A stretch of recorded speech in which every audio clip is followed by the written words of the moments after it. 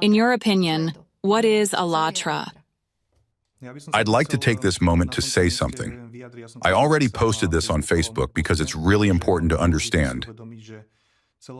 This massive dehumanization campaign is turning ordinary people into some kind of monsters. They're making them Killers. criminals, right? And that's not true at all. Friends, I'm a citizen of the Slovak Republic. I love my country. I was raised Christian, and I still am a Christian. I haven't changed anything about my life. I follow the law, I obey all the laws, I have a family. And now someone is shamelessly shaping public opinion, turning regular people into something they're not. Just because we're trying to point out what's happening with the climate, because it's actually happening, just look out the window or follow what's going on around the world, right? And for that, we're being labeled as criminals. But we're not criminals. We follow all the laws, and I don't know a single person who supports the ideas of Alatra that has ever broken the law. Not one. Quite the opposite. The goal of Alatra is to unite all people, regardless of religion, race, or nationality. After all, we are all human, and we're all facing climate change together. And if that were to happen, someone who sympathized with Alatra or the Creative Society committed some offense or crime. By the way, doesn't this happen in other groups too? So in this case, does that mean the entire group must be labeled because of that? Exactly. Look at us. We're just regular people. We come from different backgrounds, nationalities, professions, religions, and interests. But we've come together on one issue, the climate. It's a huge problem that we all want to address. Because the increase or the pace of climate change is enormous. Speaking for myself, I can tell you that the Alatra International Public Movement was founded in 2014 in Ukraine. And I want to say that this movement is purely scientific. And from the very beginning, its focus has been on ensuring that our children can continue living on this planet. Because I think only someone out of their mind can't see what's happening on the planet today. I was personally affected by the floods. I am from Opava, where the disaster was massive, and the material damages are huge. If you look at what's happening all over the planet right now, like the hurricane in the US, which according to the American president, has already cost $50 billion. Milton.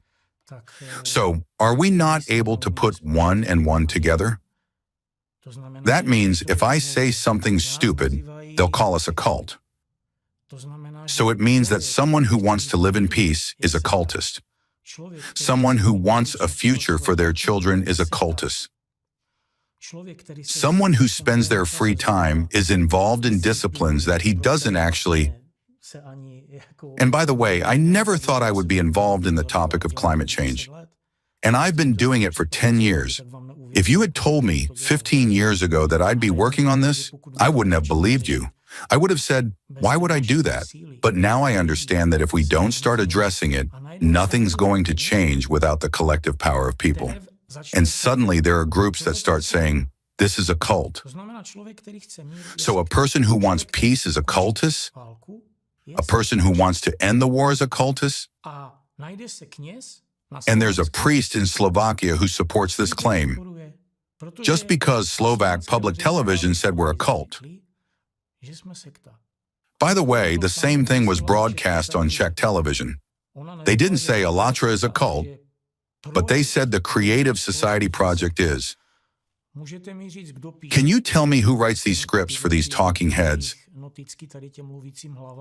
I'd honestly like to know how a project, a blueprint for a house, can be a cult.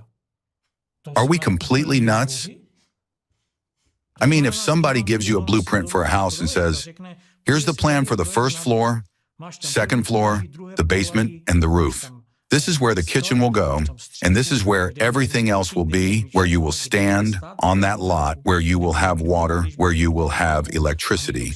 And then someone comes along and says, this is a cult. I don't want it. Are you serious, people? I mean, I'm speechless. So, when there is an organization that doesn't speak for itself, but tries to bring people together so that we can finally get out of this mess, naturally, it triggers forces that absolutely don't want things to return to where they should be. They don't want people to realize that the power lies in unity, not division. Just look at the newspapers that wrote this, whether in the Czech Republic or Poland. As you said, Croatia, Hungary, just look. First of all, it's written by the same hand. And second, you can clearly see what the goal is, to find a scapegoat and punish them. A scapegoat who just wants to live in peace. Someone who dares to feel responsible for where our world is headed.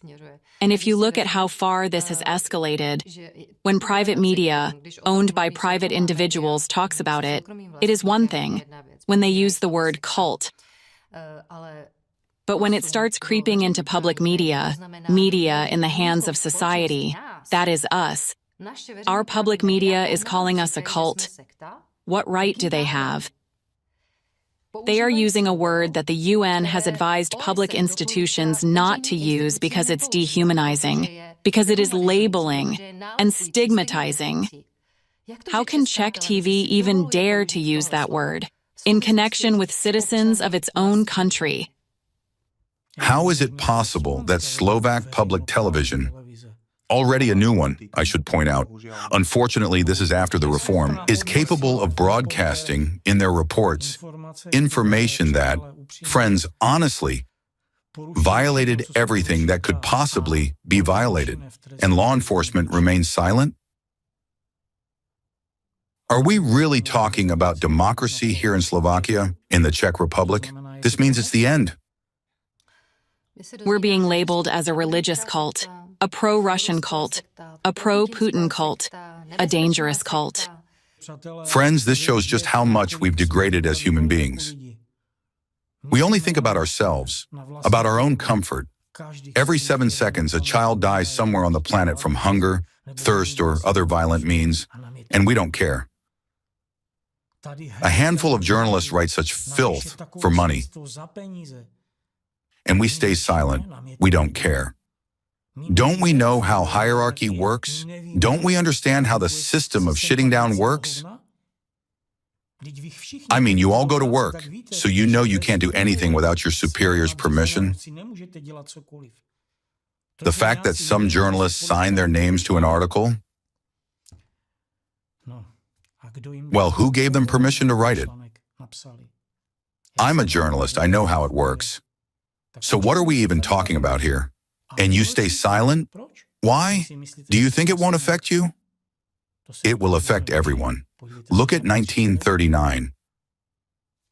Look at the Impact film, where that legendary information was.